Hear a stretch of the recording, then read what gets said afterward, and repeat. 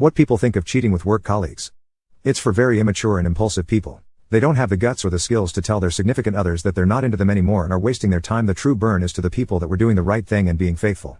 If you don't want this kind of relationship, don't be bastard or a B. Take control, stand up and say, sorry, this isn't for me anymore. I'm going to cheat on you. If you're okay with it, you can stick around. If not, I understand. So I work in the luggage claim department for a major airline. All day I get to hear customers yelling and complaining. What I did is borrow one of the wheelchairs from the airport and sit behind my desk all day long. Customers come in all angry, see me in the wheelchair, realize they are about to yell at a guy who is possibly crippled, and all of a sudden they turn into the nicest people. Physically my blood pressure has dropped and in general I'm in a pretty good mood most of the time.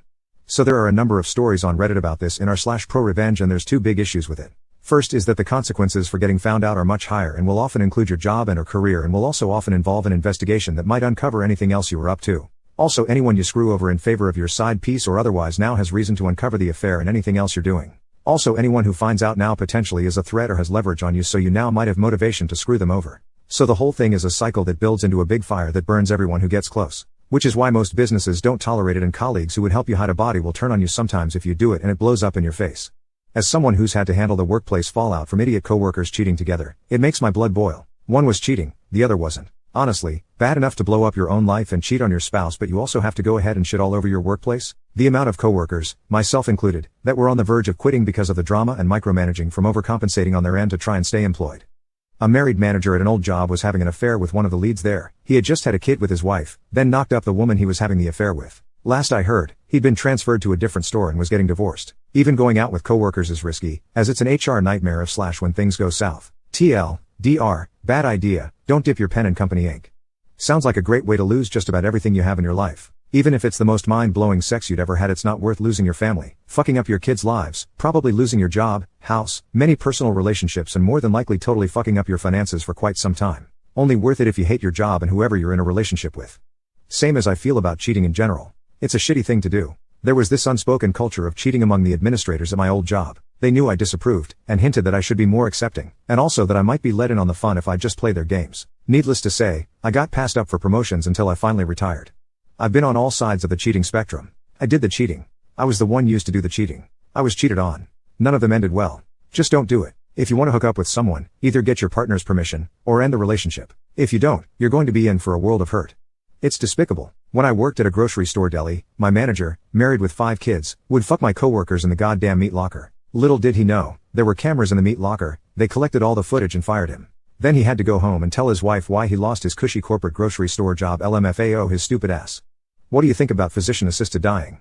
I think there's a lot of regulations that would need to happen. I'm not even talking about motive for murder, but just people could be at a really low point in their lives. A lot of suicide survivors regret their attempt and are happy they survived. That said, I think people should be allowed to leave us if they really want to, or obviously if their body is beyond the point of repair and living isn't going to be actually living anymore. I remember my grandfather was 100 and on his deathbed and going through withdrawals because he was an alcoholic. Hospital wouldn't let us give him any drink or just let him die, had to be natural. I slipped him some booze anyway. When it's time, it's time.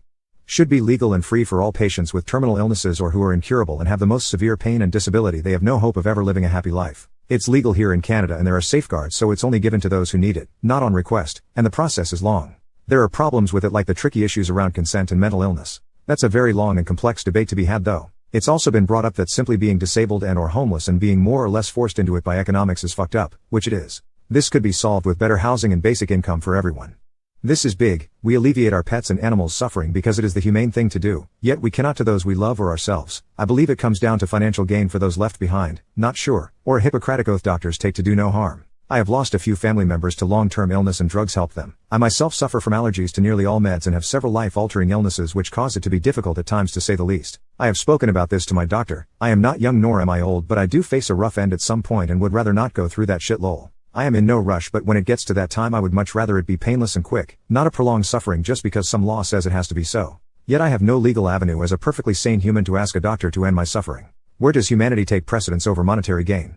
Would be nice to have a medical professional check and see if I'm dying to preserve my dignity or if I'm dying because I have none left and just need a little support. One of life's biggest surprises was witnessing fallout of suicides and never understanding them. During COVID it really clicked for me why people go through it, not because I magically figured out empathy but because I was down in a hole. If I went through with it no one would have known why. At least if we have mental health infrastructure outside of the county jail system we could avoid losing people over a chemical imbalance. A physician job is to keep the patient alive no matter what they want. If you support euthanasia, then you can't argue with an attempted suicide patient that life is precious and that they should live through the hard times in their life. Both thinks that their life sucks and wants to die in a peaceful or painless death. Death is probably the only thing that we can't find a solution, so you can't reverse it even if the patient changed their mind at the last minute.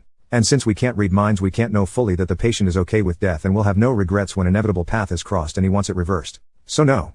I don't support it. Someone in my family has been depressed since 2 years, went through a handful of suicide attempts since then but never succeeded. It felt a lot like he wanted to do it but not really because it never worked, so long story short, 1 year after his first suicide attempt he starts the procedure to request euthanasia. No one ever thought they would grant it, but they did. Now he is supposed to die on December 11th this year. He decided to wait 3 months for some reason. Can't help but feel like this is very rash. Even though there were a lot of psychiatrists involved and the procedure takes a while. I have my doubts in cases like this.